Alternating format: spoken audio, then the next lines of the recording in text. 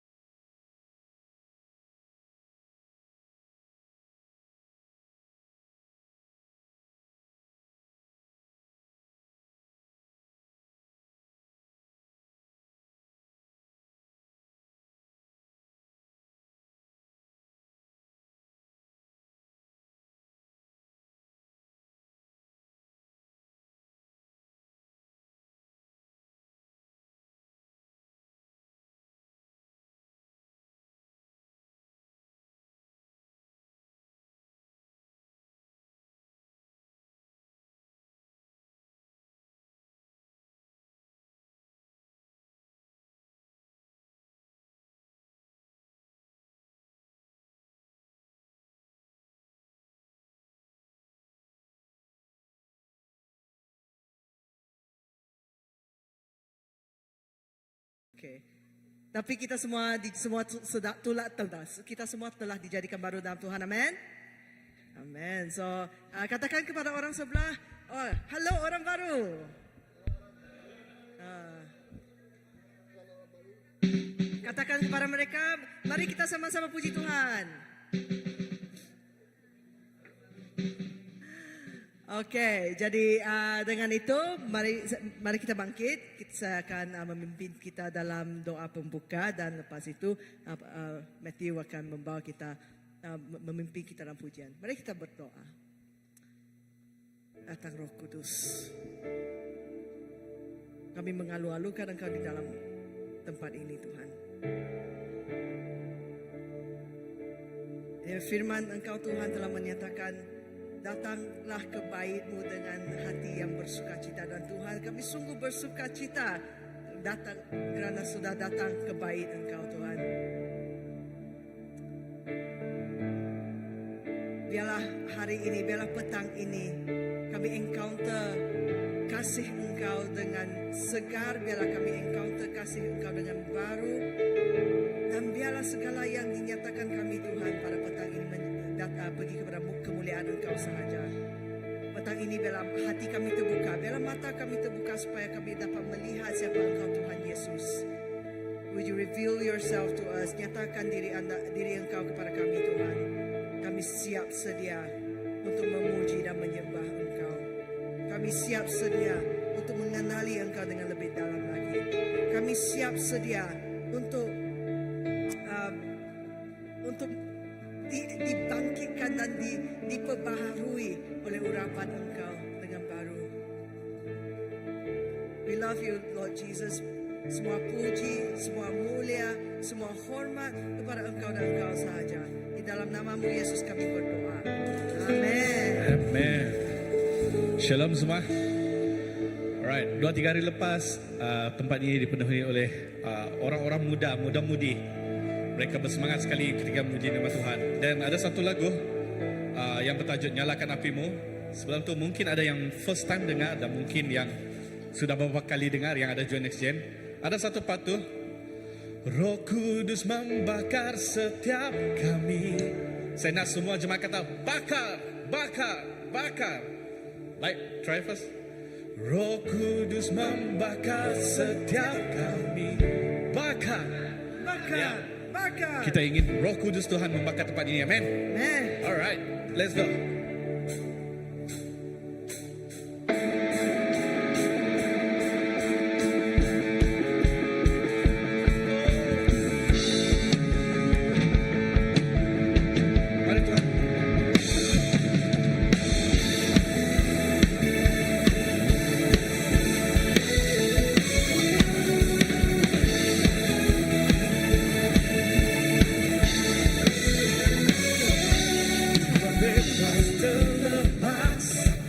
kuasa mata terhempas. Nama Yesus pemenang, nama Yesus jawaban. Langkah takkan terhenti, berlari sampai akhir. Sukan tinggi namanya, sukan ajar namanya. Katakan semua. Roh Kudus membakar setiap bakar. Naikkan hujan mujizat terjadi. Nyalakan mengalir kuasa-Mu, nyalakan api-Mu. Ku nyanyi oh oh oh oh oh. Tercurah kuasa-Mu, nyalakan api-Mu. Ku nyanyi oh oh oh. Keajaiban terjadi. Haleluya.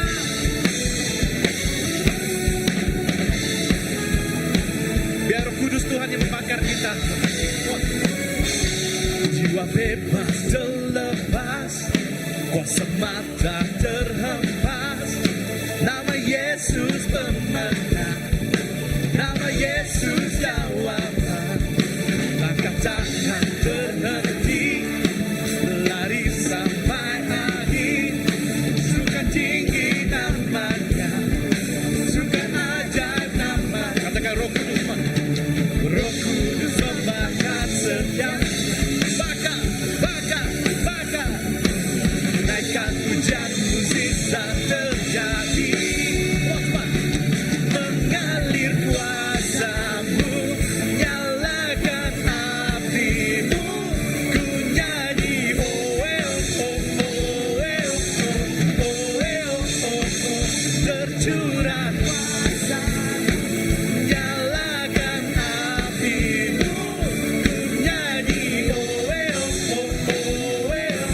Keajaiban terjadi. Haleluya. Yes Lord. Mari kita katakan Roh Kudus. Come on.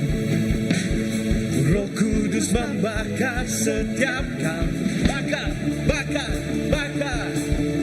Naikkan hujan, zizat terjadi. Roh Kudus membakar setiap kau. Naikkan hujan, mujizat terjadi. Yes Lord. Semua katakan mengalir kuasa-Mu, nyalakan api-Mu. Ku nyanyi oh oh. Tercurah kuasa-Mu Tuhan. Ku nyanyi oh oh. Keajaiban terjadi.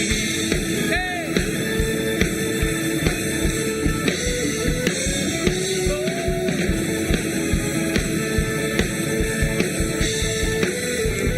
Mereka pujian bagi Tuhan kita. Yes Lord. Dialah Raja yang sanggup turun ke dunia untuk menyelamatkan kita. Amin. Haleluya.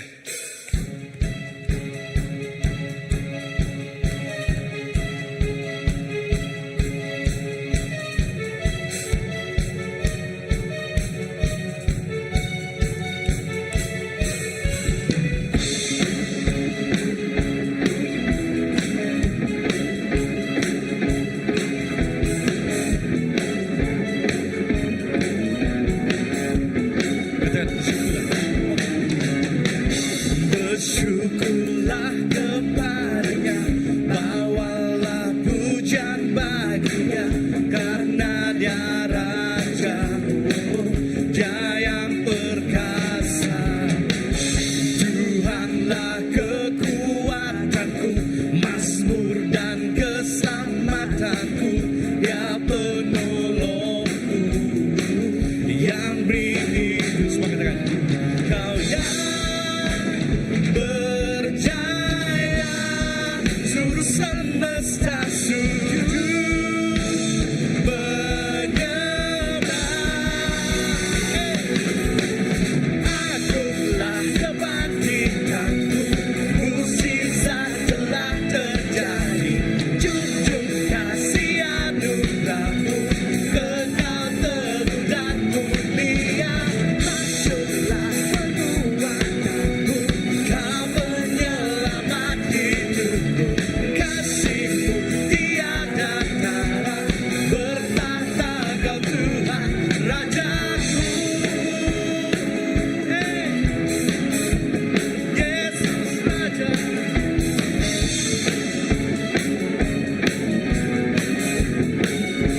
Bersyukurlah. Bersyukurlah kepadanya, bawalah pujian baginya, karena dia Raja, dia yang perkasa. Tuhanlah kekuatanku, mazmur dan keselamatanku, dia penolongku yang begitu. Kau yang berjaya, seluruh semesta sujud menyembah. Katakan akulah, akulah kebangkitanmu, mukjizat telah terjadi, tunjuk kasih anugerahmu, kekal dan mulia. Akulah perbuatanmu, kau penyelamat hidup, kasihmu tiada tara. Akulah perbuatanmu,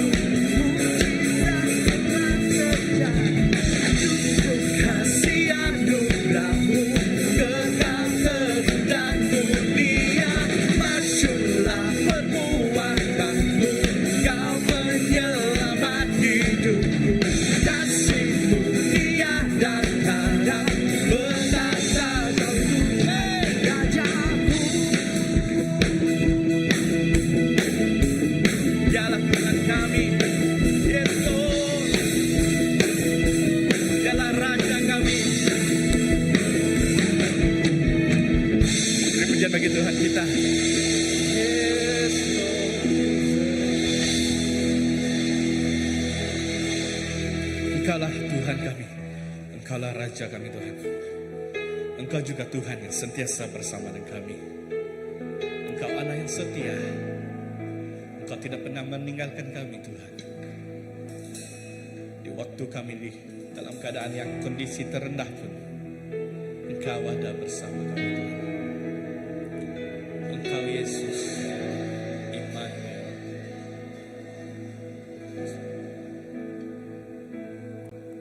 Bapakku datang dan berserah, ku nyatakan kau yang dalam gelap, kau setia, kau cahaya hidupku. Katakan, kau kuatkan aku bertahan, kau harapan dalam kesesakan, kau buktikan kesetiaanmu Tuhan. Katakan, Engkau Allah Immanuel. Yes Lord, Engkau Immanuel Tuhan.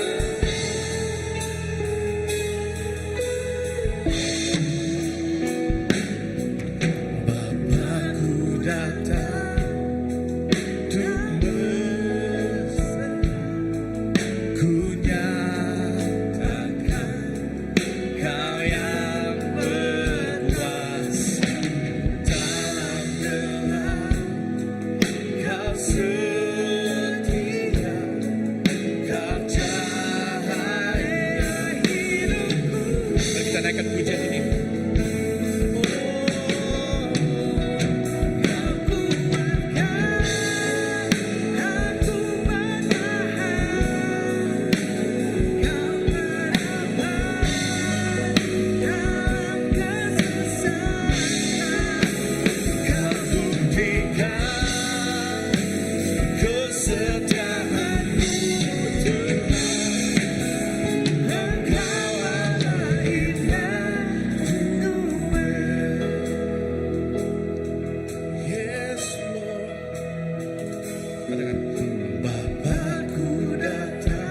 menyembah.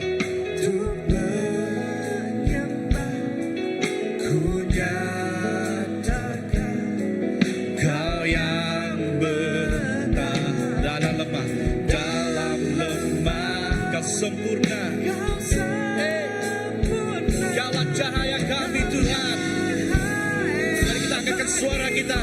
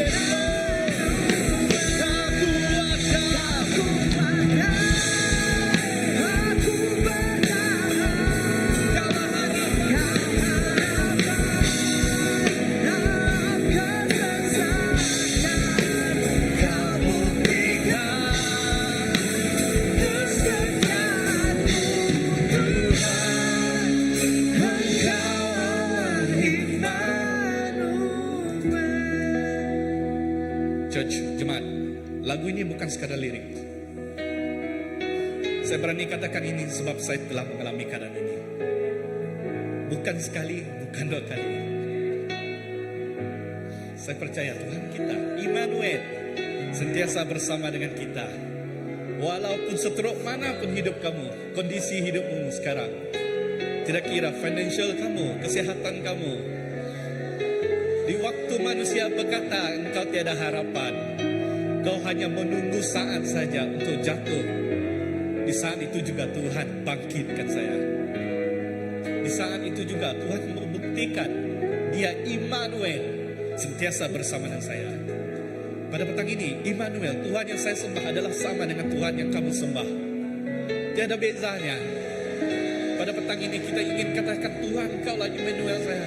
Engkaulah harapan saya pada saat ini, Tuhan. Dalam setiap kondisi hidup saya, Tuhan, Engkau Tuhan yang tidak pernah jemu bersama saya. Yes Lord. Dan kita nyanyikan lagu ini dengan sekali lagi. Yes Lord.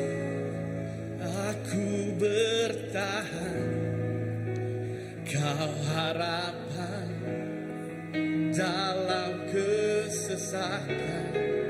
Kau buktikan kesetiaan-Mu, Tuhan. Engkau. Katakan kau kuat. Kau kuat. Aku bertahan, kau harapan dalam kesesakan. Come on. Kau buktikan. Yes, Lord. Engkau Yesus Immanuel. Kau kuatkan, kau kuatkan. Aku bertahan.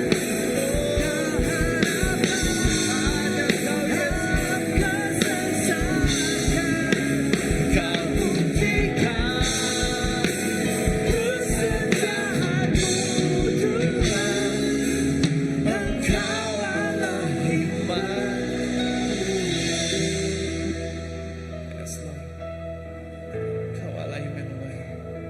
Ku kagum hormat akan Engkau. Ku kagum hormat. Yes, Lord. Akan Engkau, Kau Allah yang layak ku puji, ku kagum akan Engkau. Katakan ku kagum. Ku kagum hormat. Hormat akan Engkau, ku kagum hormat akan Engkau. Kau Allah yang layak dipuji, ku kagum akan Ku kagum. ku kagum akan Engkau. Kami kagum.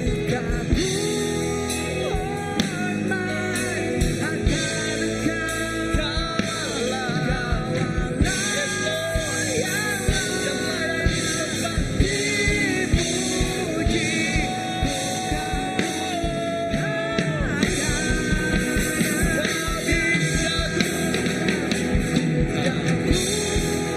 ku Atas kebaikan-Mu.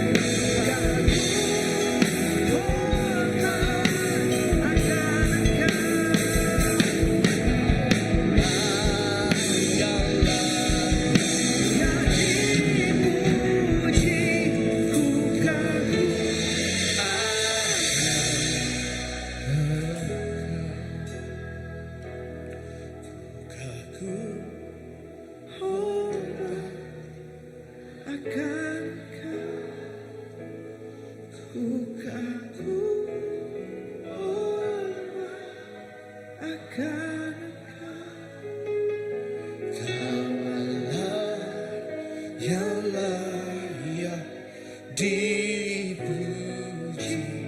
ku kagum akan Engkau.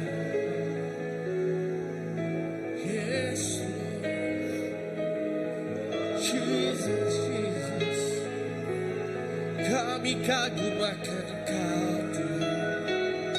Oh, Kaulah harapan kami, Tuhan. Kaulah kekuatan kami, Tuhan. Kau tidak berubah, Yesus.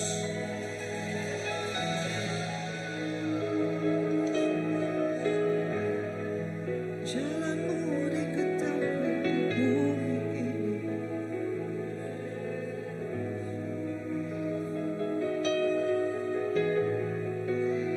Penyelamatanmu diisytiharkan kepada semua bangsa. Biar umat memuji-Mu ya Tuhan. Biar semua umat memuji-Mu. Biar bangsa-bangsa bersuka cita. Biar kami menyanyi dengan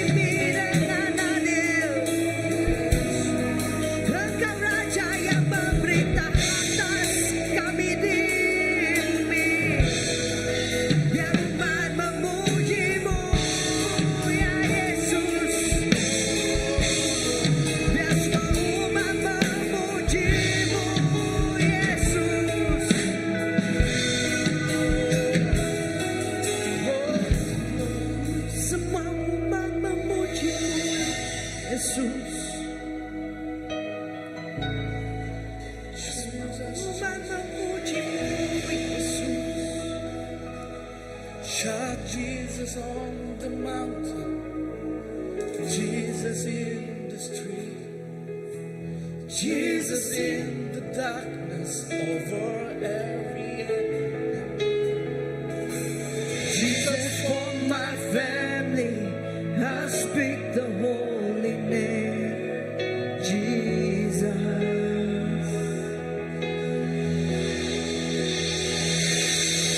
Shout Jesus from the mountains, Jesus in the streets, Jesus in the darkness over every enemy. Jesus for my family, I speak the holy name, Jesus.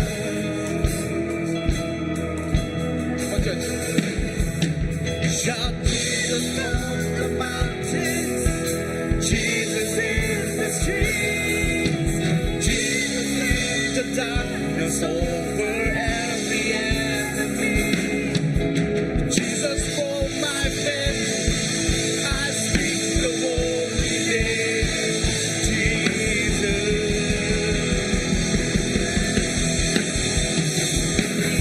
Shout Jesus on the mountains, Jesus in the streets, Jesus in the darkness over every enemy. Yes, Jesus, you reign.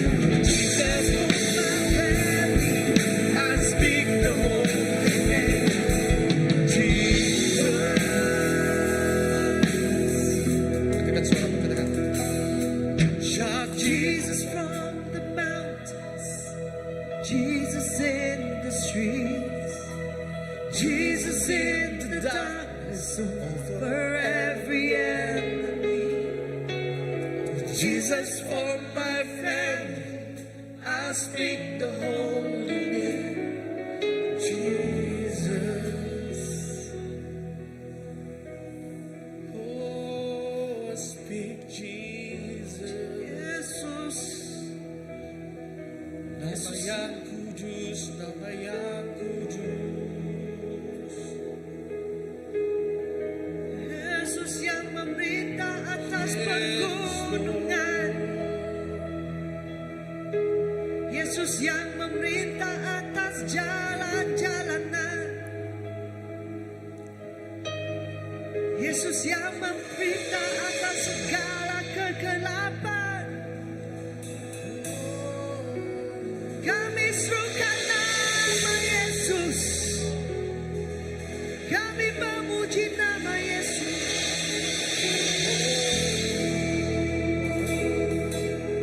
Kudus, Engkau kudus. Yes, Lord. Kami tinggikan namamu.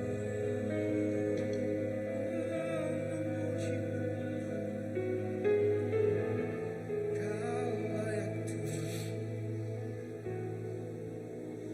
Kau layak Tuhan.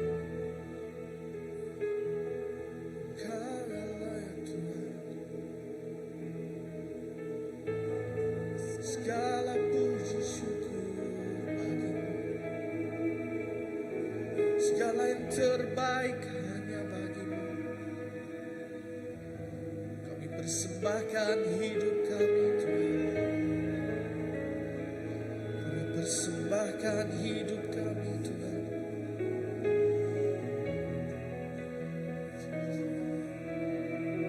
Semua kemuliaan bagi nama-Mu. Semua kemuliaan bagi nama-Mu.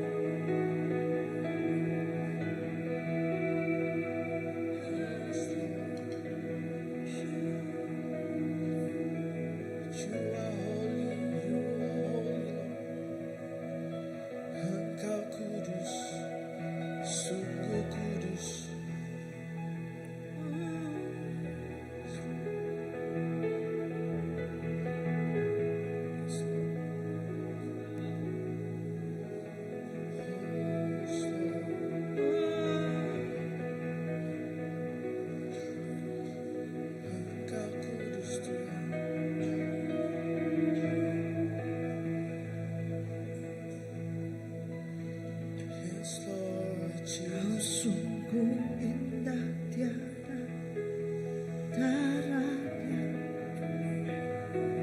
sungguh menakjubkan, sungguh ajaib tuh dimengerti, lebih dari semua yang ada. Hikmat-Mu tiada tersami, kasih-Mu dalam tak terduga. Kau sungguh indah tiada taranya, mulia dan berkuasa. Ku kagum hormat akan Engkau, ku kagum hormat akan Engkau. Kaulah yang layak dipuji, ku kagum akan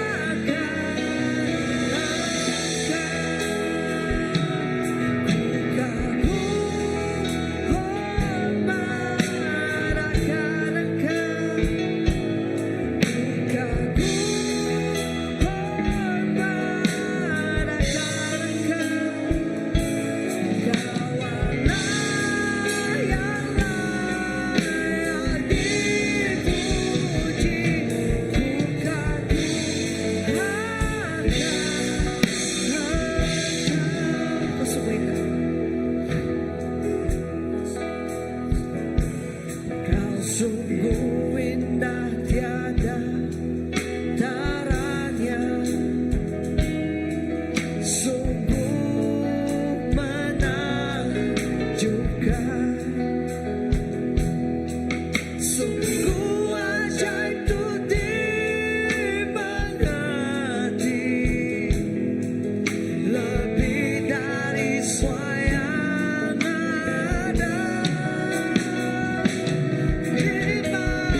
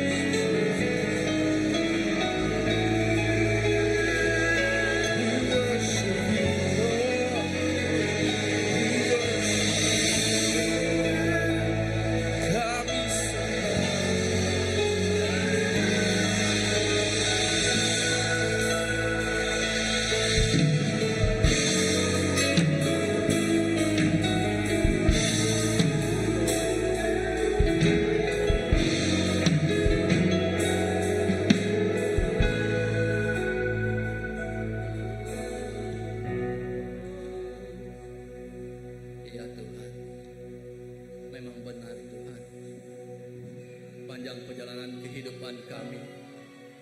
Kami akan sentiasa kagum akan Engkau, kerana kami adalah ciptaan-Mu yang sempurna, ciptaan-Mu yang tiada cacat celanya Tuhan. Walaupun di dalam dunia ini kami lahir dengan anggota badan yang mungkin tidak mencukupi bagi manusia Bapa, tetapi bagi-Mu Tuhan, kami sungguh sempurna. Kerana inilah kami Tuhan, gambaran-Mu yang sebenar Tuhan. Biarlah kami hidup mengikut gambaran-Mu, mengikut firman-Mu, mengikut ajaran-Mu, mengikut apa yang Kau kehendaki kami perbuat yang menyenangkan hati-Mu Bapa. Tuhan, inilah kami Tuhan. Inilah kami anak-anak-Mu yang telah Kau akui Tuhan. Kami bersujud di hadapan-Mu, kami menyembah-Mu dengan segenap hati dan jiwa raga kami Tuhan. Kami serahkan untuk tangan-Mu Bapa. Tuhan, biarlah pada petang hari ini Bapa, Engkau terus membimbing dan memimpin segenap kami. Biar kami fokus Tuhan, fokus akan Engkau. Kami melihat Engkau. Apa yang kami nikmati pada hari ini Bapa, walaupun sesaat pun kami miliki Tuhan, kami bersyukur Tuhan, karena Engkau tidak pernah meninggalkan kami. Engkau sentiasa hadir Tuhan di dalam kehidupan kami. Engkau sentiasa hadir Tuhan dalam segenap detik yang kami lalui Tuhan, yang memberi ke kami kekuatan yang sejati, kekuatan yang sempurna. Kerana kami tahu dan sedar Tuhan, tanpa Engkau kami tidak mampu bangkit hingga ke hari ini. Terima kasih Bapa. Biarlah dalam pengharapan, biarlah dalam kesukaan, biarlah dalam kesenangan, dengan hati yang bersuka cita, kita memberikan persembahan yang terbaik buat Tuhan. Biar itulah untuk kita menyenangkan hatinya. Biar itulah untuk kita memerdekakan diri kita. Biar itulah untuk kita menyebarkan, memberitahu kepada dunia bahawa Tuhan yang kita sembah, Tuhan yang sungguh luar biasa. Ya, mari kita memberi persembahan yang kudus untuk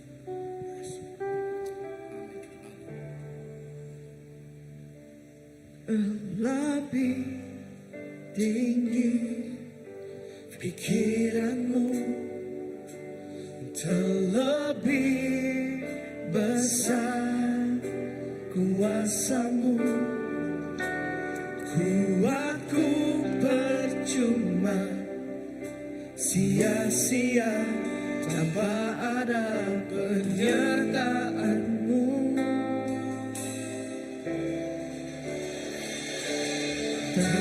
Terbatas yang ada padaku, terlengkap apa yang kau tahu. Teramat ku perlu hadiratmu, biar rohmu yang memimpinku. Hidupku bagimu, nafasku bagimu, setiap kata terucap hanya bagimu. Senang pikiranku, seisi hatiku, bagi kemuliaan-Mu, bagi kemuliaan-Mu.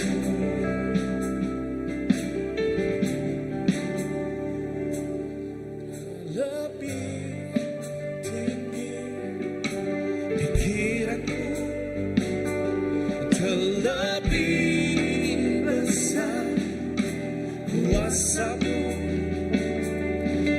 Kuatku percuma, sia-sia tanpa ada penyertaan-Mu. Terbatas. Terbatas yang ada padaku, terlengkap apa yang kau tahu.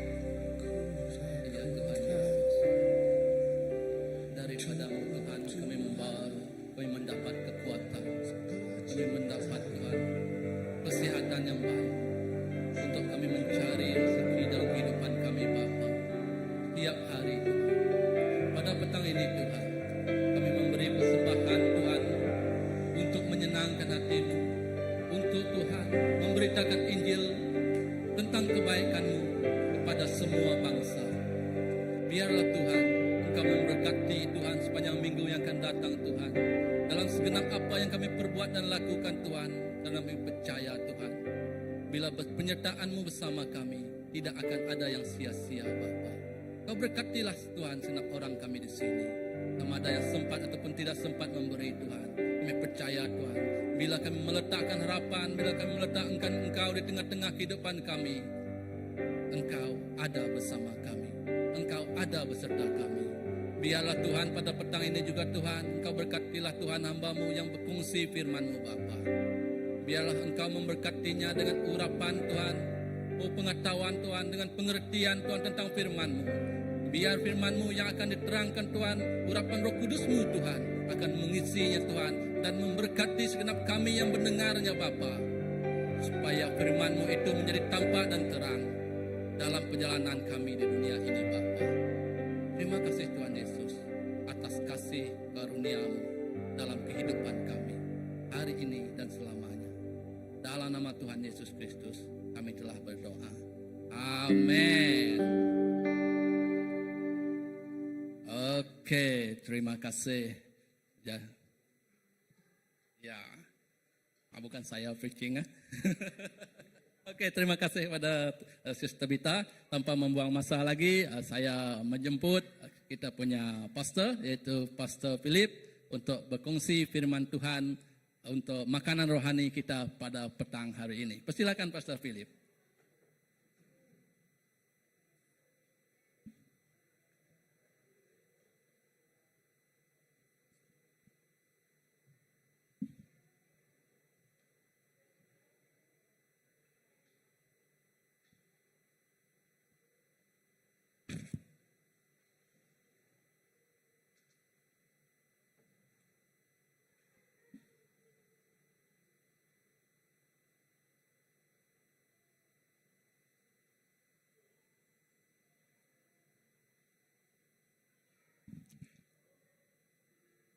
Oke, selamat petang semua.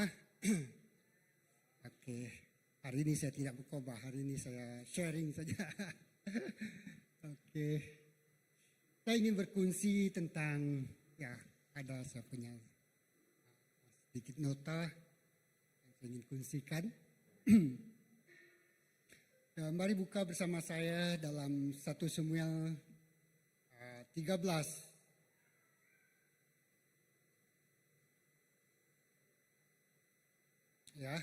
Ayat 1 sampai ayat habis. Ini panjang tapi tak apa, saya hanya bagi saja rujukan. Oke. 1 Samuel yang ke-13 ayat 1 sampai 15 di situ. Saya bacakan untuk kita. Oke. 1 Samuel 13 ayat 1 sampai ayat ke-15. Sudah setahun sejak Saul menjadi raja. Ketika ia memerintah 2 tahun lagi atas Israel, Saul memilih 3.000 orang dari antara orang Israel bagi dirinya. 2.000 orang ada bersama Saul di Mikmas dan di pergunungan Betel. 1.000 orang ada bersama Yonatan di Gibeah Benyamin, dan ia mengirimkan selebihnya dari bangsa itu masing-masing kembali ke kemahnya. Yonatan memukul kalah pangkalan militia orang Palestin yang berada di Gibeah, dan orang Palestin itu mendengarnya. Saul meniup sangkakala ke seluruh negeri itu sambil berkata, biarlah seluruh orang Ibrani mendengar, seluruh bangsa Israel mendengar, katanya. Saul telah memukul kalah pangkalan militer orang Palestin, dan juga Israel telah menjadi kejijikan bagi orang Palestin. Seluruh bangsa itu berkumpul mengikut Saul sampai ke Gilgal. 5. Lalu orang Palestin berkumpul untuk berperang melawan Israel. Berperang dengan 30 kereta perang, 6.000 pasukan berkuda, dan pasukan seperti pasir di tepi laut banyaknya. Mereka datang serta berkemah di Mikmas, sebelah timur Bet Awen. 6. Ketika orang-orang Israel melihat bahwa mereka dalam keadaan terjepit sebab rakyat itu memang terdesak, mereka menyembunyikan diri mereka di dalam gua-gua, di dalam semak-semak belukar, di celah-celah batu, di tempat-tempat tinggi, dan di dalam lubang-lubang. Beberapa orang-orang Ibrani itu menyeberangi Yordan ke tanah Gad dan Gilead. Sedangkan Saul masih berada di Gilgal dan seluruh rakyat mengikutnya dengan rasa gentar. Saul menunggu selama 7 hari menurut waktu yang telah ditentukan oleh Samuel. Namun Samuel tidak kunjung datang ke Gilgal dan rakyat telah tercerai-berai dari Saul. Lalu Saul berkata, "Bawalah kepadaku persembahan bakaran dan persembahan pendamaian itu." Lalu ia mempersembahkan persembahan bakaran. Ya, terjadilah segera setelah ia menyelesaikan persembahan bakaran itu. Maka datanglah Samuel. Lalu Saul pergi menyongsong dan menyembunyikannya. Tetapi Samuel berkata, "Apakah yang telah engkau perbuat?" Saul menjawab, "Sebab aku melihat tercerai-berainya diriku dan engkau tidak juga datang pada waktu yang ditentukan. Sementara orang Palestin telah berkumpul di Mikmas. Maka aku berkata, sekarang orang-orang Palestin akan turun kepadaku di Gilgal, sedangkan aku belum berdoa kepada Yahweh. Jadi aku memaksakan diriku untuk mempersembahkan persembahan bakaran." Ayat 13. Lalu Samuel berkata kepada Saul, "Engkau telah berlaku bodoh. Engkau tidak memelihara perintah Yahweh, Elohimmu, yang telah dia perintahkan kepadamu.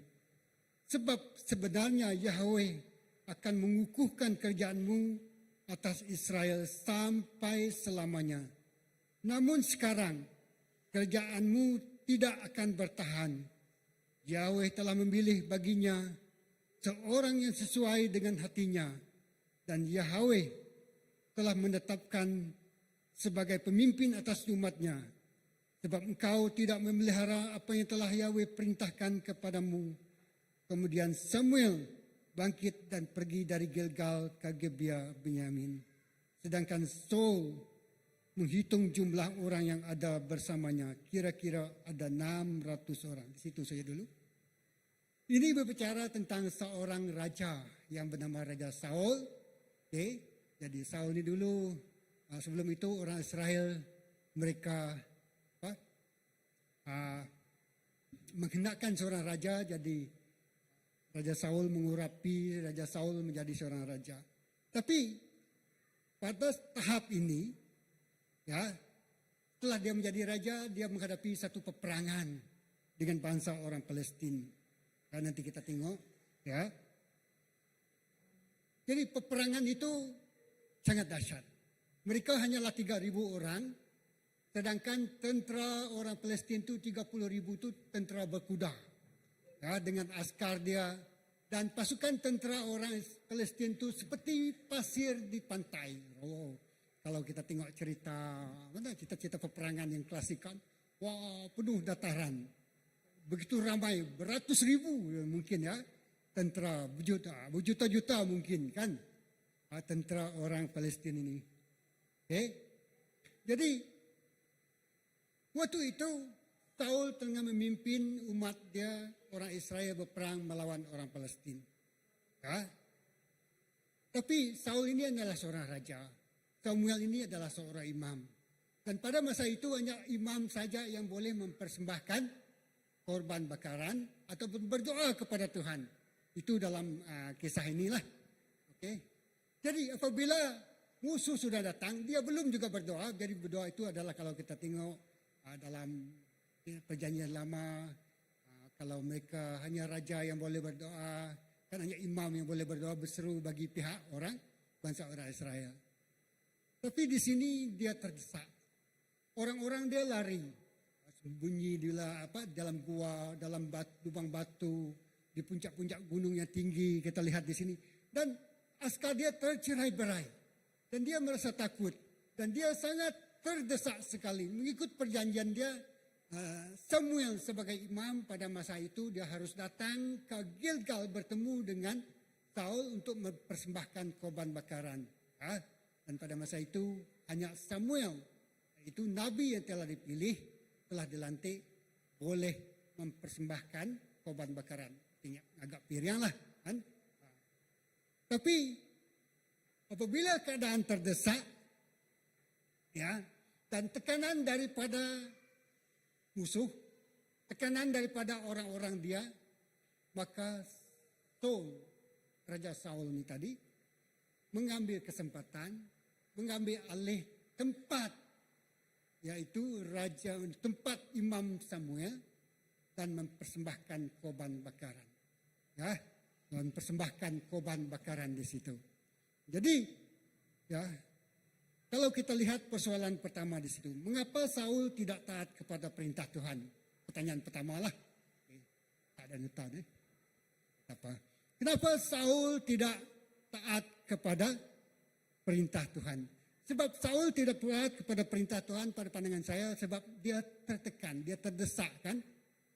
Dia lebih takut kepada musuh dia. Jadi dia mengambil jalan pintas, shortcut. Ya. Dan dia ingin mengambil tempat Raja Samuel ini dan mempersembahkan korban bakaran. Ya, mengambil jalan pintas.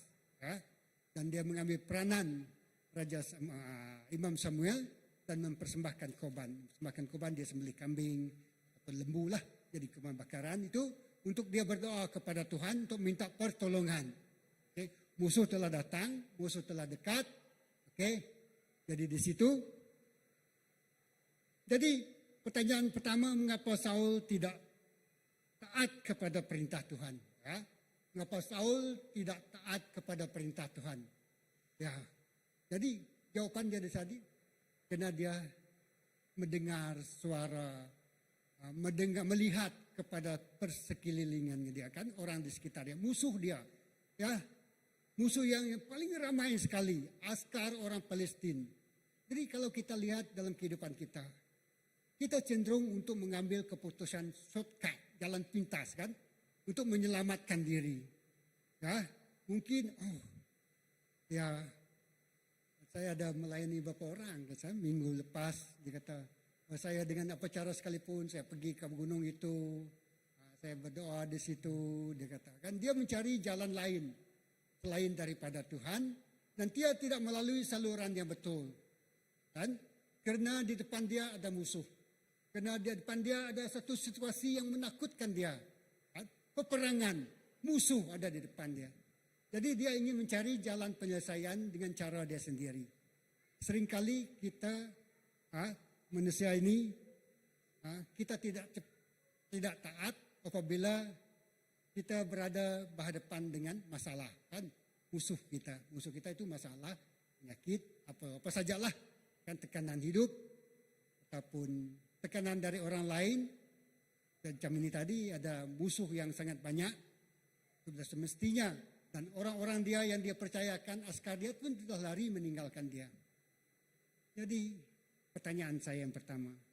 Ketaatan, mengapa Saul tidak taat kepada Tuhan? Ya. Kedua tu, bagaimana Saul cuba kompensasi ataupun membalas ketidaktaatannya dengan ritual. Ritual itu maksudnya dia mengambil tempat sebagai imam, mempersembahkan korban bakaran. Ya. Jadi dia menganggap dengan melakukan korban ataupun ritual ataupun acara agamawi, ya, jadi membakar, mempersembahkan korban, dia maksudnya dia alim lah kalau kita translate kita di sini. Dia selalu datang gereja, kan? Tapi dia hanya datang gereja saja. Ya. Dia datang gereja, dia melakukan ini, lepas doa ini, saya bagi ini.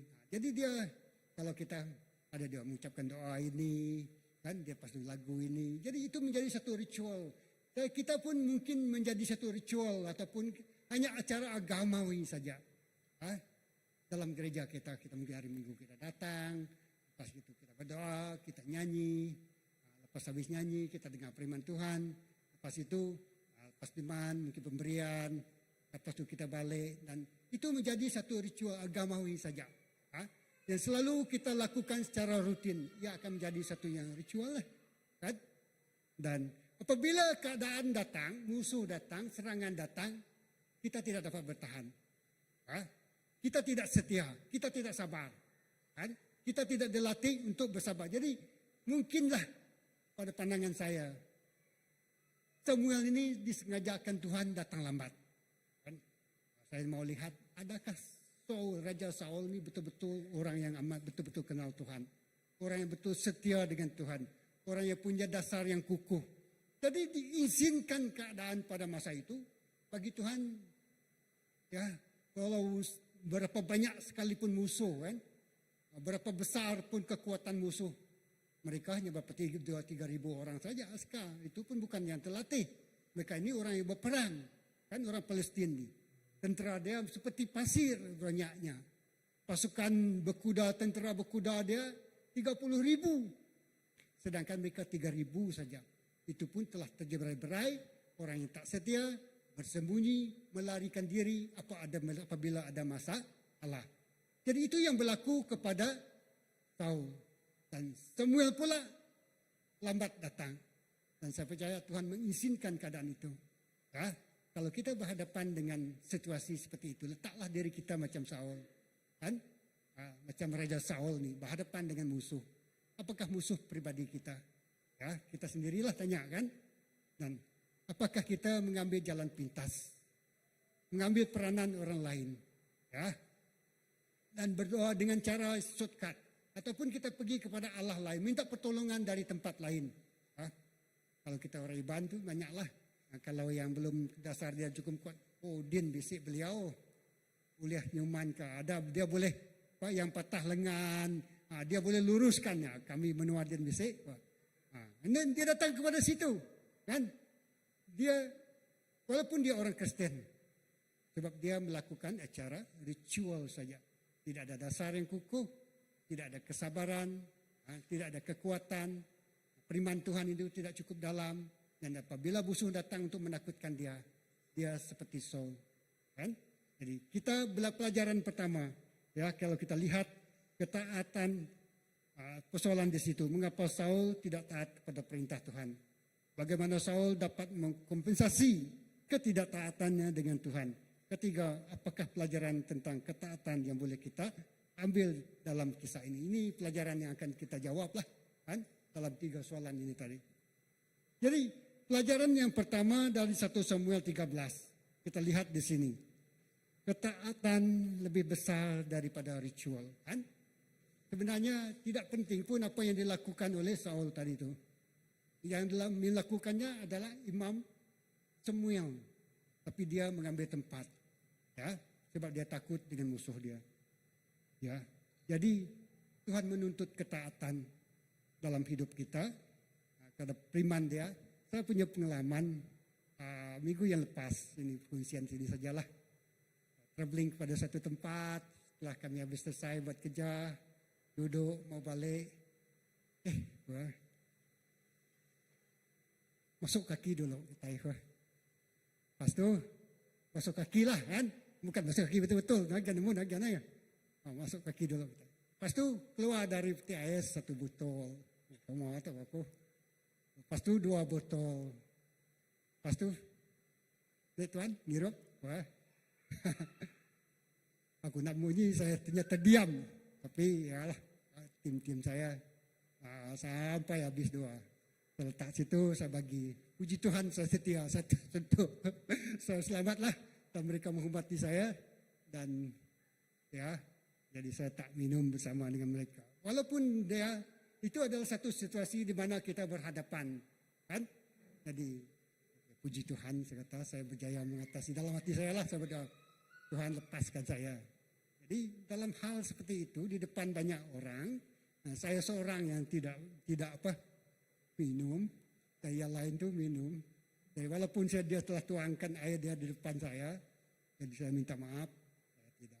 Jadi, okeylah, saya setia dalam hal berhadapan dengan situasi seperti itu. Right? Jadi Saya melihat di situ ketaatan lebih penting daripada ritual.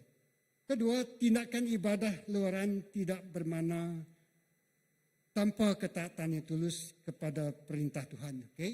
Tindakan ibadah luaran, maksudnya ibadah luaran lah. Kita hanya ingin dilihat, ingin ditonton. Jadi dia tidak ada dasar yang kukuh. Ya, hanya luaran saja.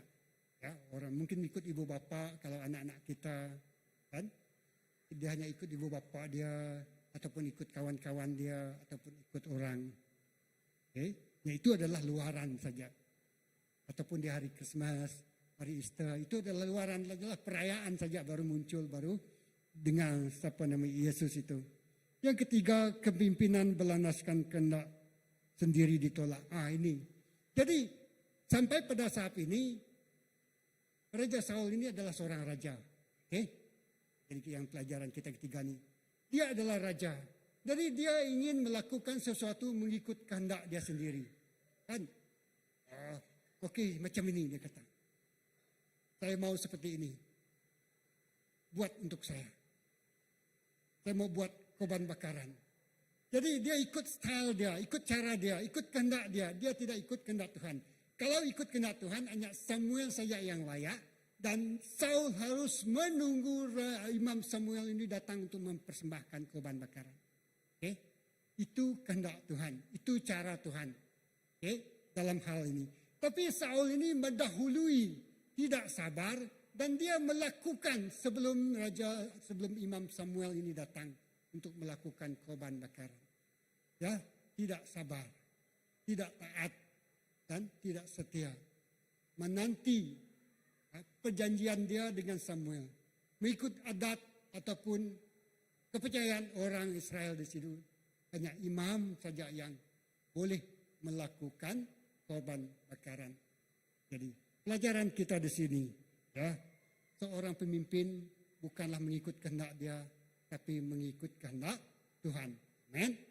Sebab itu kita harus sabar, menanti, sabar menunggu cara Tuhan bekerja, sabar menantikan jawapan daripada Tuhan. Mungkin dia tidak sabar menantikan jawapan ataupun pertolongan daripada Tuhan. Ya, Raja Samuel ini, Raja Saul ini, dia adalah seorang raja, dia juga seorang tentera. Okay? Tapi kekuatan dia, kemampuan dia untuk berperang tidak mampu untuk mengatasi kekuatan bangsa Palestin yang begitu banyak. Jadi yang keempat, ya, kepimpinan yang mengutamakan kehendak pribadi daripada kehendak Tuhan tidak sesuai dengan tujuan Tuhan. Okey. Jadi mungkin ini berdasarkan kepimpinan kita. Kita semua adalah pemimpin, kita semua adalah ketua, kita semua adalah orang kita. Tak kira apapun yang kita pegang, ya. Kita adalah orang yang memimpin. Jadi di sini kita lihat kepimpinan yang mengutamakan kehendak pribadi. Mungkin ada dalam keinginan kita itu ada keinginan pribadi. Personal agenda. Ada motif. Ataupun bahasa kita ada udang. Di sebalik bumi. Di sebalik batu. Ada tujuan-tujuan yang tertentu. Jadi kita melakukan dia. Kalau saya tidak ada benefit. Kalau tidak ada keuntungan. Saya tidak akan mau terlibat. Saya tidak akan mau menyumbang. Saya tidak akan mau datang ke gereja. Ataupun saya tidak akan mau ikut mungkin kumpulan kamu. Okay? Jadi ada kepentingan yang tidak sesuai dengan keinginan Tuhan, dengan rencana Tuhan. Jadi di situ Saul itu ada keinginan, dia ingin menjadi seorang raja yang berkuasa. Kan? Kalau saya berjaya mengalahkan orang Palestin tanpa kehadiran Raja Samuel. Dia sudah mengambil peranan, 2, 1 sebagai imam, 2 memang dia sebagai raja. Dan dia adalah ketua bagi pasukan tentera dia. Kan? Jadi, nama saya naik. Semua orang kenal saya sebagai raja yang berkuasa. Kan? Jadi, di situ kita lihat kepimpinan yang mengutamakan kehendak pribadi daripada kehendak Tuhan tidak sesuai dengan tujuan Tuhan. Okay? Jadi yang seterusnya, kedaulatan Tuhan dalam kegagalan manusia. Jadi Tuhan itu berdaulat. Manusia ini seorang yang gagal, orang yang lemah. Ya, kita lemahlah kan. Tanpa Tuhan siapalah kita? Ya, siapakah aku ini Tuhan? Selain memuji dan menyembah Engkau, kita hanyalah sebagai hamba. Kita hanyalah sebagai ciptaan Tuhan. Jadi Tuhan itu adalah yang berdaulat, yang menentukan segala-galanya dalam hidup kita. Kan? Kita bernapas karena Tuhan memberikan kita napas. Kalau Tuhan tidak beri kita napas, kita meninggal, mati kan. Kita boleh bekerja karena Tuhan ingin memberkati kita, kita bekerja. Kalau Tuhan yang berdaulat itu menghentikan kita dan kita hilang pekerjaan. Sebab Dia yang berdaulat meletakkan kita di tempat-tempat yang tertentu. Kan? Di posisi-posisi yang tertentu. Di lokasi-lokasi yang tertentu. Sebab Tuhan itu Tuhan yang berdaulat. Dia Tuhan yang maha kuasa. Jadi Tuhan itu absolut. Ataupun dialah punya authority. Ikut kehendak Dia. Bukan kehendak kita. Kalau kita ikut kehendak Dia, di situ kita akan berhasil. Oke, itu pengalaman, yaitu yang pelajaran yang kedua bagi Samuel 13 ini. Ya. Yang seterusnya, yang keenam. Walaupun dalam penolakan dan kegagalan rencana kedaulatan Tuhan, terus berkembang menunjukkan kemenangannya untuk bekerja melalui kekurangan manusia. Ya, kita lihat di sini. Ya, yang seterusnya. Pelajaran 1 Samuel ayat 13 ini.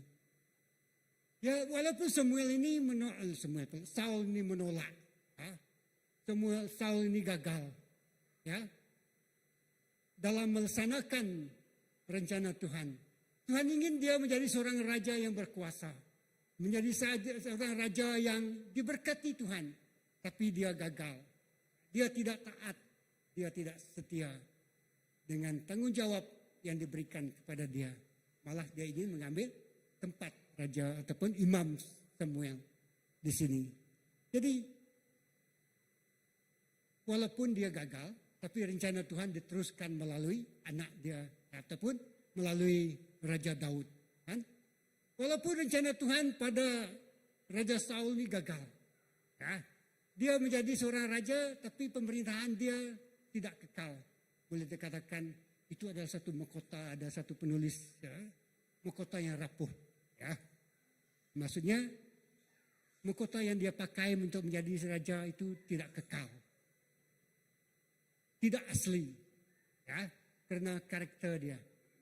Karena pribadi dia yang tidak taat dan tidak setia, tidak sabar dan ingin mencari jalan pintas dan ingin memenangkan diri sendiri dan ingin melihat bahwa suatu itu adalah atas usaha dia sendiri, bukan atas penyertaan Tuhan. Oke, jadi yang seterusnya, hati yang menyerah adalah hati yang paling penting. Oke, di sini dalam pelajaran ini kita juga melihat bahwa Tuhan ingin kita menyerahkan hatilah sebenarnya. Saul ini memiliki hati yang tidak ingin dibentuk, tidak ingin mendengar nasihat, ataupun susah untuk diajar. Keras kepala, ya, ingin semua sesuatu itu dilakukan dengan cara dia sendiri, ya. Hati yang menyerah adalah hati yang paling penting. Dan yang seterusnya yaitu Tuhan mencari pemimpin dan pengikut yang hanya sepenuhnya menyerah kepadanya dan dicontohkan secara sempurna dalam Yesus Kristus. Jadi antara Raja Saul dan Yesus, Raja Saul hanyalah seorang yang memakai mahkota yang rapuh, yang tidak tahan, pemerintahan dia tidak kekal, tidak lama, sebab dia dengan cara dia sendiri. Dia dengan keinginan dia sendiri. Ya, bukan cara Tuhan, bukan keinginan Tuhan. Jadi akhirnya dia menanggung akibat dia. Dia menanggung akibat dia. Jadi itu pengalaman contoh pertama dalam 1 Samuel 13. Kalau saya singkatkan 1 Samuel 15 pula, hal yang berbeza. Kalau kita lihat 1 Samuel 15 ini, itu adalah kemuncak. Lepas kegagalan pertama dia, Saul ditolak sebagai raja. Ya, di sini Saul ditolak sebagai raja. Oke, saya tak baca, tapi saya hanya ambil beberapa ayat di sini. Di sini Tuhan ingin supaya Saul ini tadi, Raja Saul ini membunuh ataupun menghapuskan semua musuh-musuh dia. Okay? Dan membunuh Raja Agag. Tuhan kata jangan tinggal seorang pun. Hapuskan mereka semua. Tapi tindakan Raja Saul apabila disuruh berperang. Kalau tadi walaupun musuh ramai kan. Tapi mereka selamat. seperti pasir ramainya musuh. Tapi kena kasih anugerah Tuhan, walaupun dia tidak setia, Tuhan itu setia, Tuhan menyelamatkan mereka. Dan yang kedua ini, apabila mereka berperang, Tuhan perintahkan hapuskan semua musuh kamu. Hapuskan semua raja itu. Hapuskan semua, jangan sentuh harta mereka. Ya, dalam 1 Samuel 15 ini. Tapi Raja Samuel ini apabila dia berperang dan dia mengalahkan semua musuh dia tidak bunuh Raja Agag. Dia tahan. Dan semua tentera mereka merampas. Banyaklah lembu, kerbau, harta, emas. Dan mereka bawa untuk mereka sendiri. Dan mereka berkata mereka ingin menggunakan semua ternakan itu, harta yang mereka rampas itu dipersembahkan kepada Tuhan. Satu, di sini Tuhan kata, jangan sentuh, hapuskan semua musuh kamu, jangan tinggalkan seorang sekalipun. Jadi kalau kita lihat musuh kita secara pribadi, jangan tinggalkan satu orang pun musuh dalam hidup kita ini kan. Berhala dalam hidup kita ini. Jangan tinggalkan seorang pun, harus dihapuskan semua sisa-sisa hidup kita yang lama. Jangan ingat kembali kesilapan kita. Ya, bahala-bahala. Ya Tuhan lihat itu ada bahala, harus dihapuskan. Tuhan lihat itu adalah musuh yang harus dihapuskan. Kalau kamu tidak hapuskan, dia akan, walaupun kamu tawan dia, kamu serahkan pada dia, sudah diserahkan kepada Tuhan. Tapi karena dia belum lagi disingkirkan dari hidup, akhirnya dia akan membesar dan membesar. Dan kita lihat di sini saya baca 1 Samuel 15 ayat 10. Oke, ayat 7 dulu. 1 Samuel 15 ayat 7. Saul memukul kalah Amalek dan Hawila sampai ke Sur sehingga melampaui daerah Mesir. Dia juga menangkap hidup-hidup Agag, raja orang Amalek. Dia menumpaskan semua orang dengan mata pedang. Tetapi Saul serta rakyatnya menyayangkan nyawa Agag. Agag ini adalah raja orang asing. Dan yang terbaik dari domba, lembu, ternak yang gemuk, kambing serta semua barang-barang yang baik, mereka tidak mau memusnahkannya. Tetapi segala yang keji dan tidak berharga, itulah yang mereka musnahkan. Ayat 10. Lalu firman, di sini saya pakai Yahweh lah, Tuhan maksudnya. Firman Tuhan datang kepada Samuel dengan mengatakan, aku kecewa telah mengangkat Saul sebagai raja. Wow, itu satu statement yang sangat sedih, sangat berkuasa. Jadi ini Tuhan sendiri berkata kepada Samuel, kepada Saul, aku kecewa telah mengangkat Saul menjadi raja, kerana ia telah berbalik dari mengikut aku, dan tidak melakukan firman-Ku. Hal ini membuat Samuel menjadi sedih. Lalu ia menangis sepanjang malam kepada Yahweh, pada Tuhan. Sebab Samuel yang mengurapi Raja Saul menjadi raja. Jadi dia sebagai seorang yang melihat, yang memilih, yang diberi kepercayaan untuk mendidik, membimbing, dia kecewa. Dan semalaman dia tidak tidur. Sebab dia melihat anak murid dia, Raja Saul, tidak taat kepada perintah Tuhan. Kan? Jadi seterusnya, ketika Samuel bangun pagi sekali untuk bertemu dengan Saul, telah diberitahu kepada Samuel demikian. Saul telah datang ke Karmel dan lihatlah, ia telah mendirikan sebuah tempat peringatan baginya dan telah berkeliling melewati serta turun ke Gilgal. Samuel datang kepada Saul, lalu Saul berkata kepadanya, diberkatilah engkau, hai Yahweh, aku telah melakukan firman Yahweh. Tapi Samuel berkata, lalu apa artinya semua domba di telingaku itu dan suara lembu yang aku dengar itu? Saul menjawab, mereka telah membawanya dari Amalek, karena orang-orang membiarkan hidup domba-domba dan lembu yang terbaik dengan maksud untuk dikorbankan kepada Yahweh Elohimmu. Dan kami telah menumpaskan semua sisanya. Lalu Samuel berkata kepada Saul, diamlah dan aku akan menyatakan kepadamu apa yang telah Yahweh katakan kepadaku tadi malam. Dan Saul berkata kepada Samuel, katakanlah. Terusnya ayat 17. Lalu berkatalah Samuel, ketika engkau kecil menurut pandanganmu, tetapi engkau menjadi pemimpin atas suku-suku bangsa Israel. Dan bukankah Yahweh telah mengurapi engkau sebagai raja atas Israel? Juga Yahweh telah mengutus engkau dalam suatu perjalanan serta berkata, pergilah. Inilah yang diperintahkan Tuhan kepada Raja Saul. Dan tumpaskan orang-orang Amalek yang berdosa itu. Berperanglah melawan mereka sampai mereka dibinasakan. Lalu mengapa engkau tidak mentaati suara Yahweh? Tapi engkau telah menyambar sejarahan itu dan berlaku jahat di depan mata Yahweh. Jadi di sini pada pandangan Saul itu, semua kambing domba yang cantik-cantik itu dia tidak bunuh, tapi dia bawa untuk dipersembahkan. Tapi di pandangan mata Tuhan, semua itu adalah kotor, kekejian. Sebab itu adalah milik musuh. Dan Tuhan ingin supaya orang Amalek itu dimusnahkan. Ya. Jangan seorang pun ditinggalkan. Dan ayat seterusnya, 20. Lalu Saul berkata kepada Samuel, aku telah mentaati suara Yahweh, pergi ke jalan di mana Yahweh mengutusku, membawa Agag orang Amalek itu.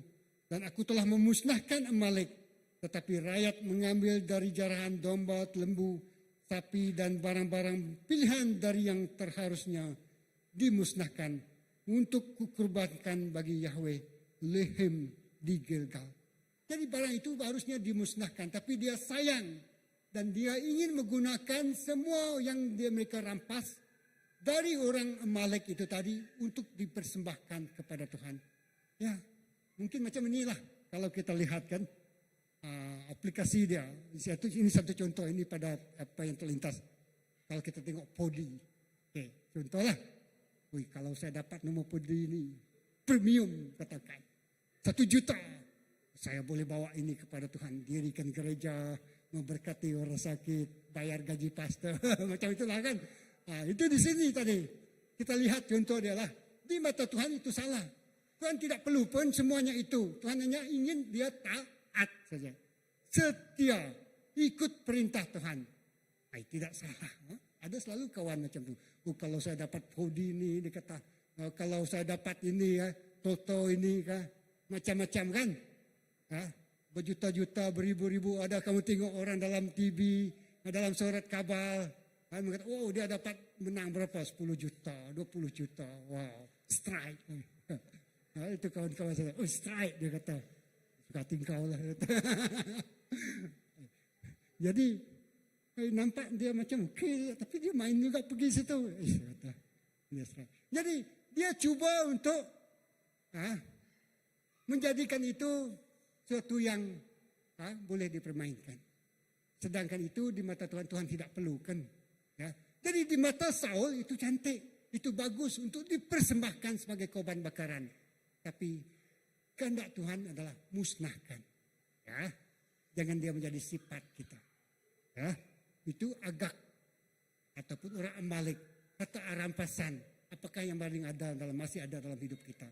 Tuhan mau semua itu dimusnahkan. Oke, seterusnya ayat ke-22. Semua berkata, apakah Yahweh senang dengan persembahan bakaran dan korban-korban persembahan seperti menaati suara Yahweh. Jadi dia kata, semua ini dia mendengar suara Tuhan. Dia kata, bukan semua. Saul dia kata, ini bagus untuk persembahan, untuk dibawa sebagai korban bakaran. Tapi Tuhan tidak senang dengan perkara seperti itu. Ya,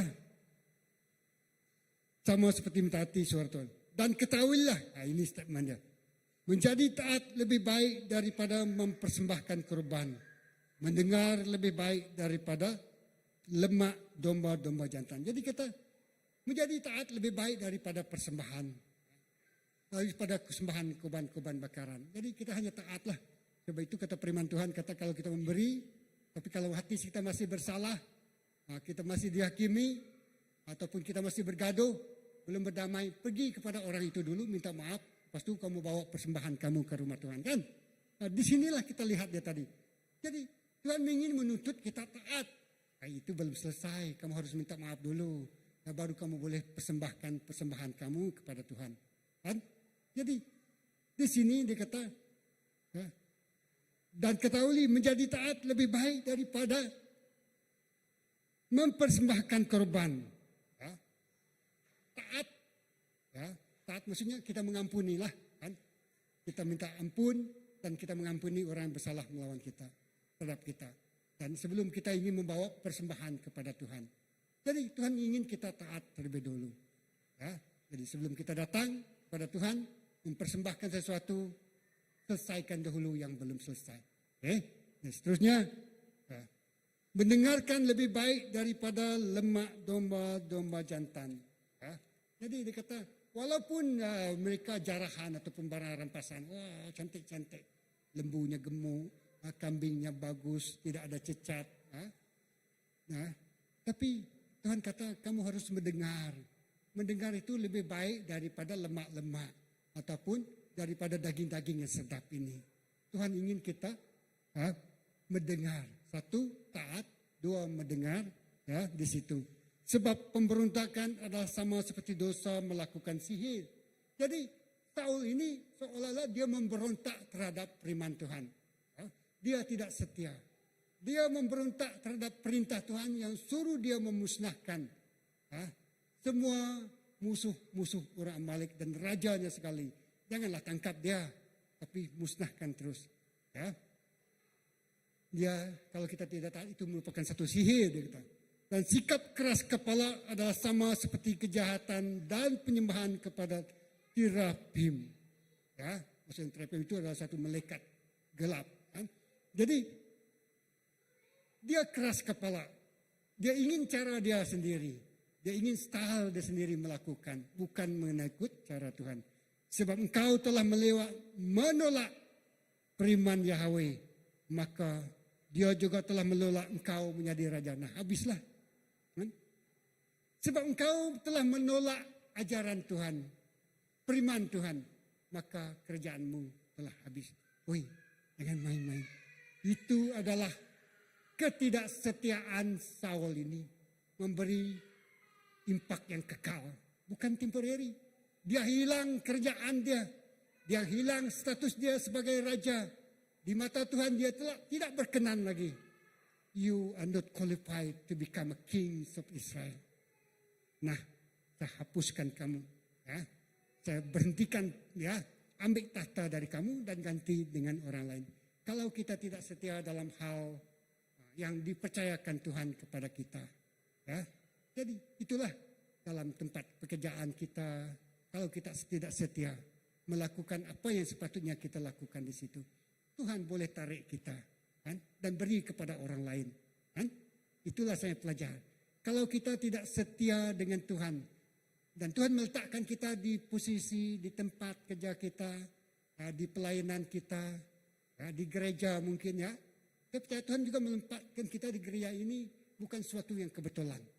Tuhan inginkan kita melakukan apa yang telah dia perintahkan. Telah kita dengar dan kita melakukannya. Kita menjadi seorang yang setia. Tapi kalau kita tidak setia, kita akan seperti Raja Saul. Ya. Pemerintahan yang tidak kekal.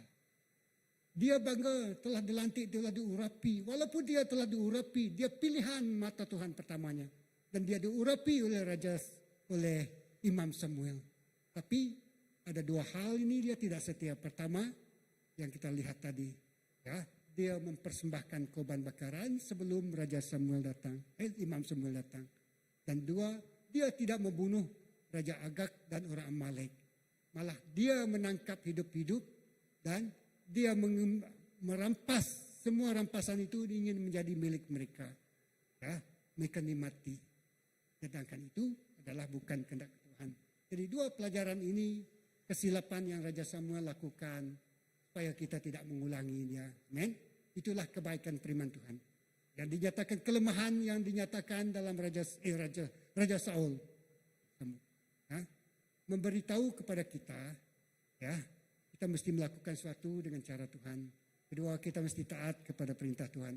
Ya, ketiga, kita mesti setia dan mendengar apa yang Tuhan katakan kepada hidup kita.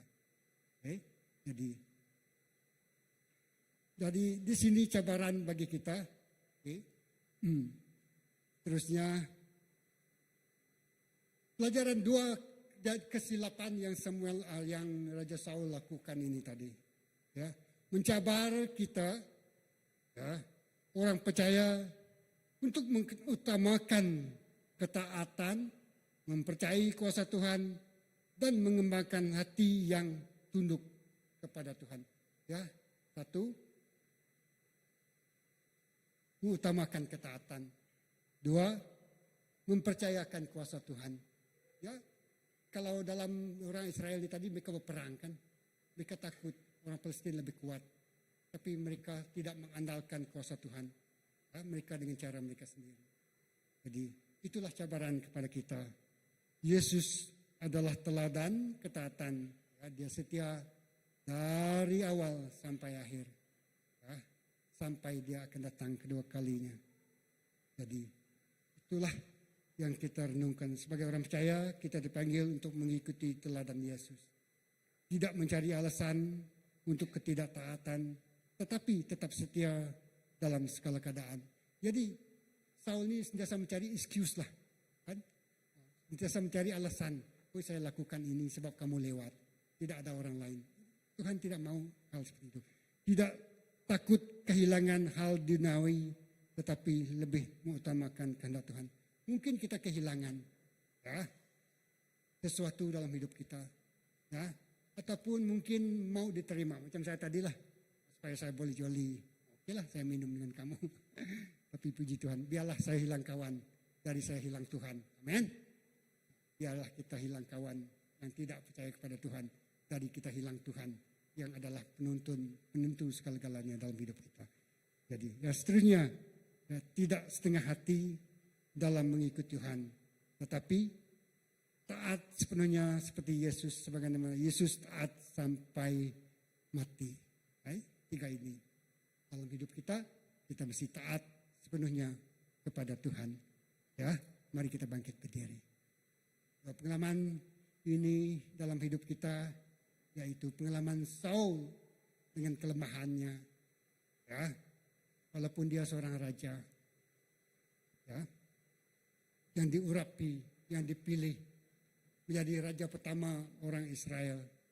Tapi dalam dia ingin menjadi raja, dia melakukan kesilapan ini yang memberikan kesan yang kekal dalam hidup dia.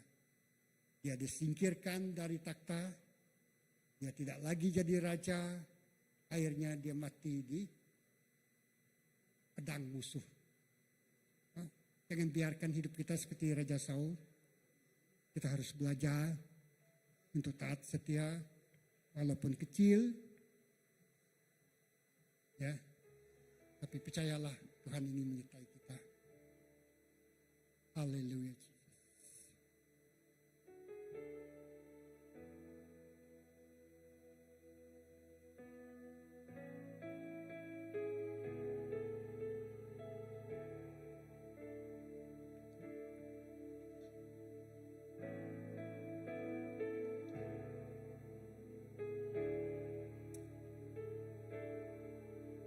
Bapa, Engkau mengenalku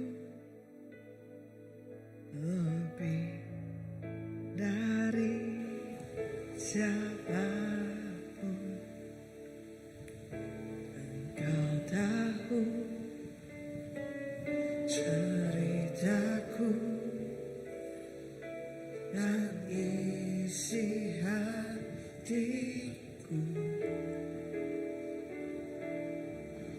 Tak peduli masa lalu, Engkau tetap memilihku. Ubahkanku, sempurnakan jadi yang indah. Kini aku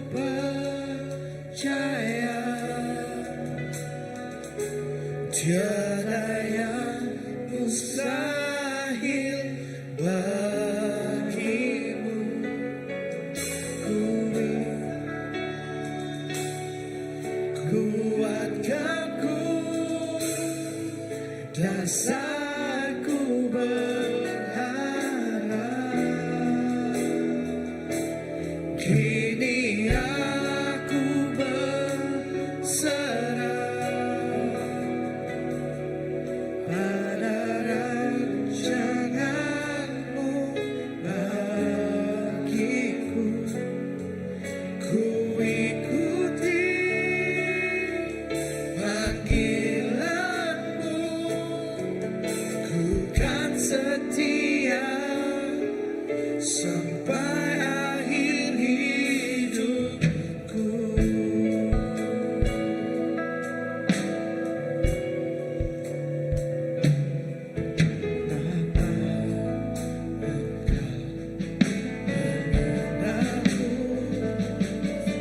Lebih dari siapa Engkau tahu cerita.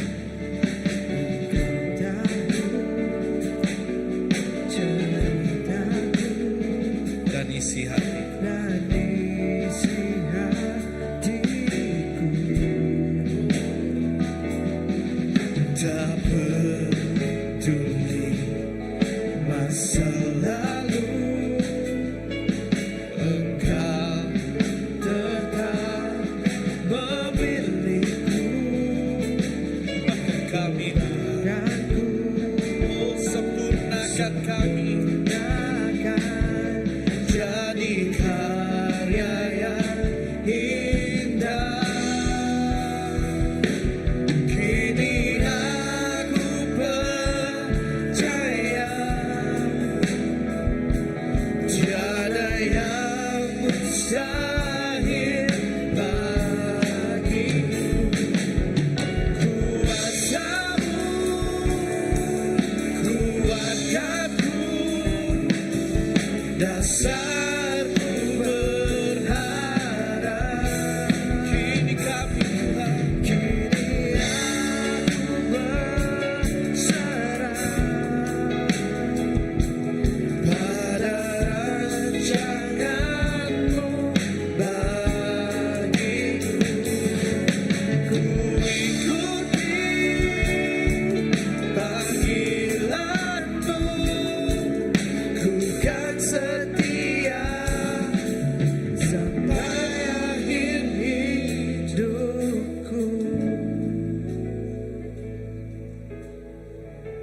Haleluya Yesus. Tuhan, terima kasih untuk petang hari ini. Kami juga ingin belajar tentang pengalaman seorang raja, yaitu Raja Saul, agar kami tidak mengulangi kesilapan yang telah dilakukan oleh seorang raja ini dalam hidup kami. Ya, kami mungkin cenderung untuk berhadapan dengan banyak musuh, dan mungkin ada tekanan, mungkin ada sesuatu yang di luar kemampuan kami, dan kami tidak mampu untuk melakukannya. Dan mungkin kami tidak sabar, mungkin kami tidak setia dalam situasi seperti itu, sebab himpitan ataupun desakan ataupun suara-suara lain yang membuatkan kami melakukannya. Tuhan, pada malam hari, petang hari ini, berikan kami kekuatan, sabar untuk menanti kehadiran Imam Samuel. Sabar menanti jawaban Tuhan. Sabar menanti pertolongan Tuhan. Sabar menanti campur tangan Tuhan dalam hidup kami. Ya, walaupun di depan kami adalah musuh yang besar, masalah yang besar, pergumulan yang besar, sakit penyakit yang mungkin tidak boleh disembuhkan oleh mata kasar kami, oleh ataupun pengetahuan yang ada di dunia ini. Tapi kami ingin sepertinya seorang yang sabar, menanti masa, menanti waktu yang tepat akan hadirnya pertolongan itu daripada Tuhan, untuk menyelesaikan, untuk mengalahkan, untuk menghapuskan segala belenggu, ikatan, musuh-musuh yang cuba menyerang dari kiri kanan depan belakang kami. Tuhan, ini kami anak-Mu, kami datang kepadamu, kami sujud di depan-Mu, kami mengandalkan kekuatan-Mu, kami menanti penyertaan-Mu yang luar biasa. Campur tangan Tuhan di dalam setiap musim-musim yang kami lalui. Tuhan, ini kami. Kami tidak mau mendahului Engkau. Kami tidak mau melakukan sesuatu untuk membuat keputusan yang bukannya daripada Tuhan. Yes Lord, tolong kami Tuhan. Bantu kami Tuhan. Pimpin kami Tuhan. Setiap langkah kehidupan kami, setiap keputusan-keputusan yang penting dalam kehidupan kami. Oh ya Tuhan, kami mengandalkan pertolongan daripada-Mu. Berkati setiap anak-Mu. Berkati gereja ini sebagai satu gereja yang besar. Kami menanti pertolongan daripada-Mu. Yes Lord. Haleluya. Yes, haleluya. Terus menyanyi, terus menyembah Tuhan. Amin. Yes Lord. Katakan sekali lagi. Bapa, Engkau mengenalku lebih dari siapapun. Engkau tahu ceritaku dan isi hati. Dia tak peduli. Tak peduli masa lalu, Engkau tetap memilihku. Bahkan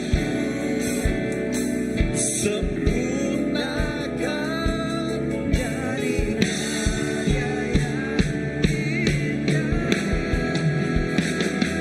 Kini aku percaya mustahil bagimu kuasamu, kuatkanku, dasarku berharap. Kini aku percaya pada rancangan-Mu bagiku. Ikuti panggilan-Mu, Katakan. ku kan setia sampai akhir hidup. Ku ikuti panggilan-Mu, ku kan setia sampai Katakan, ku akhir ikuti. hidup. Ku ikuti panggilan-Mu, ku kan setia sampai akhir hidup.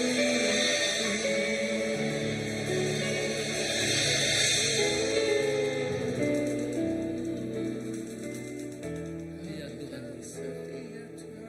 kami percaya Tuhan, dalam segenap apa yang kami perbuat Tuhan, biarlah kami terus menjadi hamba-Mu Tuhan yang bersujud di bawah kaki-Mu, untuk kami mengingatkan Tuhan betapa besarnya kerajaan-Mu, betapa besarnya kuasaan-Mu, betapa harus kami taat kepadamu Tuhan sampai bila-bila Tuhan.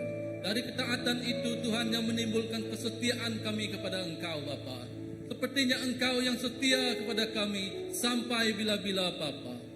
Walaupun dunia ini menjanjikan segala sesuatu, Engkau berilah kekuatan kepada segenap kami Bapa. Biar kami terus berpegang ke tangan Engkau. Biar kami terus berjalan melalui firman-Mu Tuhan. Tiada kuasa kegelapan yang mampu mengalahkan kami Bapa. Tuhan, pada petang hari ini Tuhan, Kau jamahlah segenap hati kami di sini Bapa. Biar kami tetap setia bersama-Mu hingga akhir hayat kami. Seperti Engkau yang tetap setia bersama kami sampai bila-bila. Terima kasih Tuhan atas firman-Mu. Biarlah firman-Mu menjadi tampak dan terang yang menerangi jalan kehidupan kami. Biar kami berjalan dalam kebenaran dengan sukacita, dengan hati yang penuh dengan kesyukuran. Terima kasih Tuhan. Dalam nama Tuhan Yesus kami telah berdoa. Amin. Oke, saya serahkan kepada MC kita. Alright. Okey, silakan duduk. Kita akan melihat kepada announcement pengumuman kita untuk minggu ini. Tiada banyak. Tapi sebelum pengumuman keluar, maybe one thing I want to say is that this has been a very busy 2 weeks. So saya harap kita akan ambil masa untuk berehat di dalam hadirat Tuhan. But at the same time, saya juga ingin berterima kasih atas usaha anda semua untuk menjayakan event-event yang baru-baru terjadi 2 minggu ini. Dan let's just take this season downtime untuk berehat di dalam hadirat Tuhan. Dan dengan itu, masih belum keluar, tidak apa. One of the ways we can rest in the presence of God adalah dengan datang kepada prayer meeting. Bukan saja kita berdoa di dalam masa sendiri di rumah, kita juga berdoa bersama-sama secara korporat di dalam prayer meeting setiap hari Rabu. Jadi saya ingin menggalakkan kita semua untuk datang bersama dan mencari wajah Tuhan bersama-sama sebagai satu gereja setiap hari Rabu jam 8 malam bertempat di Dewan ini. Dan jika anda masih belum terhubung dengan satu cell group yang ada di CBC, saya juga ingin menggalakkan anda untuk berhubung dengan satu cell group yang biasanya diadakan malam hari Jumaat. Dan di sini ada beberapa orang CG leader, ada Matthew, ada Pastor Nela sendiri, ada Pastor Philip sendiri. Kamu boleh sila hubungi mereka jika anda masih belum ada cell group. Dan juga si Smack juga ketua cell group di sini. Ketua Komsel, kelompok sel. Yes. Ada lagi pengumuman yang lain? Tiada. Kalau tiada, tak ada yang bertugas untuk petang ini. Tapi last adalah sila pastikan kebersihan Dewan ini bersama-sama. Dan itu saja untuk petang ini. Biar kita balik dengan persekutuan Bapa kita, kasih Tuhan Yesus dan juga the fellowship of the Holy Spirit bersama dengan kita semua. Let's go home in peace. Okay, bye. Thank you all. Terima kasih semua.